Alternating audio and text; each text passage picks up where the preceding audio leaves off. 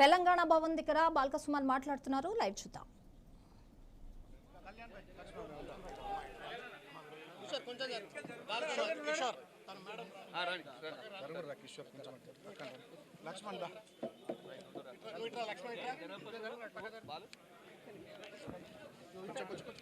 అరే మీరు వెనకకు జరుగురు మన వాళ్ళు విజయ్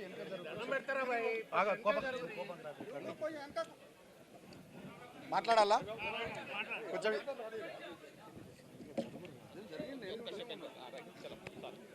ఓకేనా చిన్న ఓకే ఓకే ఓకే ఒక్క నిమిషం మీరు ఏం మాట్లాడకూడదు, నేను అన్నీ మాట్లాడతాను. కూల్. మీడియా మిత్రులకు నమస్కారం. ఈరోజు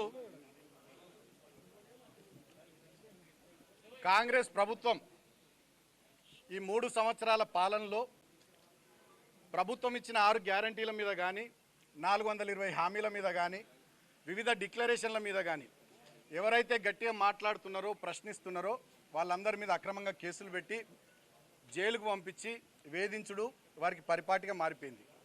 ముఖ్యంగా ఆనాడు తెలంగాణ ఉద్యమంలో 226 కేసులు భరించి సుమారు 4 సందర్భాల్లో లాఠీ చార్జుల్లో గాయపడి చెంచల్గూడ చెర్లపల్లి జైళ్లల్లో 2009 నుంచి 2014 వరకు వివిధ సందర్భాల్లో జైళ్లల్లో ఆనాడు నన్ను టార్గెట్ చేసి కాంగ్రెస్ ప్రభుత్వం ఉంచింది.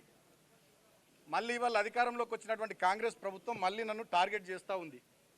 ఈ 3 సంవత్సరాల పాలనలో నా మీద 10ల సంఖ్యలో కేసులు పెట్టింది. మరి పాత రికార్డు వీళ్ళు బద్దలు కొడతారో ఏందో తెలియదు. గతంలో 226 కేసులు ఉండే నా మీద తెలంగాణ ఉద్యమంలో. ఆ రికార్డు బద్దలు కొట్టాలనుకుంటారో ఏమో ఇప్పటి కాంగ్రెస్ ప్రభుత్వం. అక్రమంగా అనేక కేసులు పెట్టి నన్ను వేధిస్తూ ఉంది. మొన్నటికి మొన్న మీరు చూస్తే క్యాతన్పల్లి మున్సిపాలిటీలో 22 వార్డుల్లో 14 వార్డులు మేము గెలుచుకుంటే కేవలం 7 వార్డులు గెలుచుకున్న కాంగ్రెస్ అన్యాయంగా క్యాతన్పల్లి మున్సిపాలిటీ చైర్మన్ స్థానాన్ని కైవసం చేసుకోవాలని కుట్ర చేసి నా మీద, నాతో పాటు మా నాయకులు 25 మంది మీద అక్రమ కేసులు పెట్టి నన్ను ఆదిలాబాద్ జైల్లో 16 రోజుల పాటు ఉంచారు. సో అక్కడ అనేక రకాలుగా జైల్లో కూడా ఇబ్బంది పెట్టిర్రు. నాకు థ్రోట్ ఇన్ఫెక్షన్ వస్తే ట్యాబ్లెట్లు ఇవ్వలే. దాదాపు 4-5 రోజుల పాటు విపరీతమైన చలి అక్కడ ఉంటుంది. ఫిబ్రవరి మాసం చలి బాగుంటే నాకు బెడ్షీట్ ఇవ్వలే. అనేక రకాలుగా నన్ను రిస్ట్రిక్షన్స్లో ఉంచుతూ వేధించారు. అయినా వాళ్ళ కడుపు మంట ముఖ్యమంత్రి రేవంత్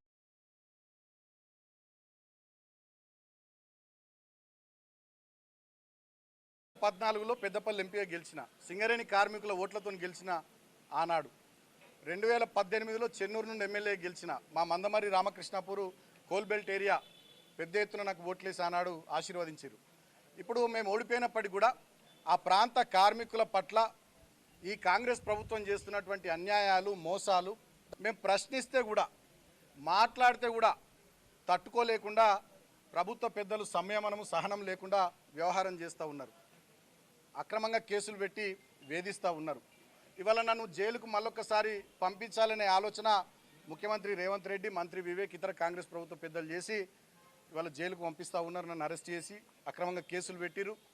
ఆ పెట్టిన సెక్షన్స్ కూడా మా లీగల్ టీంతో ఇప్పుడు మాట్లాడుతుంటే ఆ ఒక్క సెక్షన్ నాకు అట్రాక్ట్ కాదు. 326G కానీ ఇతరత్ర అనేక సెక్షన్స్ అన్యాయంగా పెట్టిరు. అంటే ఏంది దీని ఉద్దేశం?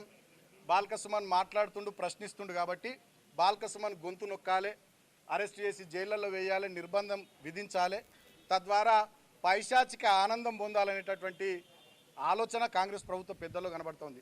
నన్ను అరెస్ట్ చేసుడు, జైలుకు పంపించుడు, వీటి మీద పెట్టే శ్రద్ధ నేను ప్రభుత్వ పెద్దలను అడుగుతూ ఉన్నా. మీరేం మాట ఇచ్చారు? మొన్న సింగరేణిలో కార్మికులకు వారసత్వ ఉద్యోగాలు ఇస్తామన్నారు. మేము గతంలో కేసీఆర్ గారు 19,000 ఉద్యోగాలు ఇచ్చారు. మీరు ఇప్పుడు ఉద్యోగాలు ఇచ్చారు, మీరు దృష్టి పెట్టుర్రి. జీవో 76 ద్వారా మేము సింగరేణిలో ఇళ్ల పట్టాలు ఇచ్చినాం. ఒక రామకృష్ణపూర్లోనే 3,366 కుటుంబాలకు మేము పట్టాలు ఇచ్చినాం. ఇప్పుడు మీరు పట్టాలు ఇచ్చిన మేము శ్రద్ధ పెట్టుర్రి. ఒక్క పట్టా కూడా ఇవ్వలే ఈ 3 ఏళ్లలో. ఇవాళ సింగరేణిలో 15,000 కోట్ల కుంభకోణం చేసిర్రు. 40 లక్షల టన్నుల బొగ్గు మాయమైంది, 1600 కోట్లు దాని విలువ. ఇవాళ సింగరేణిలో ఒక్క సంక్షేమ కార్యక్రమం అమలైతే లేదు, కొత్త మైన్స్ లేవు, అనేక కుంభకోణాలు, సోలార్ ప్లాంట్లలో కుంభకోణం, నైని బొగ్గు బ్లాక్ల వేలంలో కుంభకోణం, జైసల్మేర్ దగ్గర ఎక్కడనో రాజస్థాన్లో పాకిస్తాన్ బార్డర్లో సోలార్ పవర్ ప్లాంట్ ఏర్పాటు చేస్తారట సింగరేణులు. అది ఎవరికి తెలియదు, అక్కడ ఏమవుతుందో ఏందో తెలియదు, దాంట్లో కుంభకోణం. ఇవాళ మొత్తం సింగరేణి కుంభకోణాలమయమైపోయింది, బొందలగడ్డగా మారిపోయింది. 9 జిల్లాల్లో విస్తరించినటువంటి సింగరేణి, సుమారు 12 నుండి 14 అసెంబ్లీ నియోజకవర్గాల పరిధిలో విస్తరించినటువంటి సింగరేణిలో ఇవాళ మా కార్మికులు కానీ వాళ్ళ కుటుంబాలు కానీ రిటైర్డ్ కార్మికులు కానీ కాంట్రాక్ట్ కార్మికులు కానీ ఆ ప్రాంత ప్రజలు కానీ చాలా ఆవేదనతోని ఆందోళనతోని బాధతోని ఉన్నారు. ఆ ప్రాంత ప్రతినిధిగా ఆ ప్రజల తరపున ఆ కార్మికుల తరపున మేము మాట్లాడుతున్నాం. మేము మాట్లాడితేనే భరించలేనటువంటి కాంగ్రెస్ ప్రభుత్వ పెద్దలు ప్రజాపాలన పేరిట ఎమర్జెన్సీ నాటి రోజుల్ని తలపిస్తూ ఉన్నారు. మమ్మల్ని భయపెట్టడం, ప్రశ్నించిన వాళ్ళని భయభ్రాంతులకు గురి చేయడం, ఈ రకమైనటువంటి చర్యల ద్వారా పైశాచిక ఆనందం పొందుతూ ఉన్నారు. మొన్నటికి మొన్న రాష్ట్రమంతా చూసింది. అశోక్ అనే ఒక ఆర్టీసీ డ్రైవరు, ఆయన జగిత్యాలలో మీరు వడ్లు కొనుర్రి మక్కలు కొనుర్రి అంటే ఆయనను వేధించారు. ఇట్లా చాలామందిని వేధిస్తూ ఉన్నారు, ఇబ్బందులు పెడతా ఉన్నారు. అయినప్పటికీ నాకు చట్టం మీద, వ్యవస్థల మీద, న్యాయస్థానం మీద, మా అంబేద్కర్ గారు మహానుభావుడు రాసిన రాజ్యాంగం మీద నాకు నమ్మకం ఉంది. ఈ అరెస్టులు, కేసులు, వేధింపులు, జైళ్ళు ఇవన్నీ కూడా మా లీగల్ టీం చూసుకుంటుంది.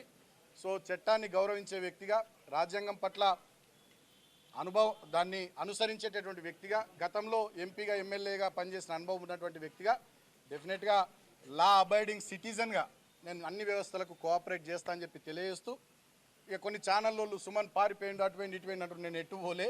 తెలంగాణ భవన్లో మా పార్టీ యాక్టివిటీ ఉంది, విద్యార్థి విభాగానికి సంబంధించినటువంటి మెంబర్షిప్ యాప్ తయారు చేసేది ఉంది. ఆ పనిలో మేము నిమగ్నమైన, మేము ఎటు వారిపోలే, ఎటు పోలే. డెఫినెట్గా చట్టాన్ని గౌరవించే వ్యక్తిగా నేను పూర్తి స్థాయిలో సహకరిస్తా. అంతిమంగా నేను ఒకటే కోరుతా ఉన్న కాంగ్రెస్ ప్రభుత్వ పెద్దల్ని, సరే ఇవల్ల మరి ఇప్పటికి నన్ను జైలుకు పంపిస్తున్న రేవంత్ రెడ్డికి, మంత్రి వివేక్ ఇప్పటికైనా మరి కడుపు మంట సల్లారుతుందో ఏందో చూడాలి. మా మీద పెట్టే శ్రద్ధ, మా మీద చేసే ఎదురుదాడి, మా మీద కేసులు పెట్టి జైళ్ళకు పంపించాలనేటటువంటి దాని మీద ఉన్న మీ తాపత్రయం, దాంట్లో సగమైన మీరు ఇచ్చిన 6 గ్యారంటీల మీద, 420 హామీల మీద, చేవేళ్లలో చెప్పిన ఎస్సీ ఎస్టీ డిక్లరేషన్ మీద, కామారెడ్డిలో చెప్పిన బీసీ డిక్లరేషన్ మీద, వరంగల్లో చెప్పిన రైతు డిక్లరేషన్ మీద, అదేవిధంగా సరూర్ నగర్లో చెప్పిన యూత్ డిక్లరేషన్ మీద పెట్టి ప్రజలకు 4 మంచి పనులు చేయాలని కాంగ్రెస్ ప్రభుత్వ పెద్దల్ని కోరుతా ఉన్నా. అంతిమంగా న్యాయం గెలుస్తుంది, ధర్మం గెలుస్తుంది. జై తెలంగాణ, జై కేసీఆర్, సత్యమేవ జయతే.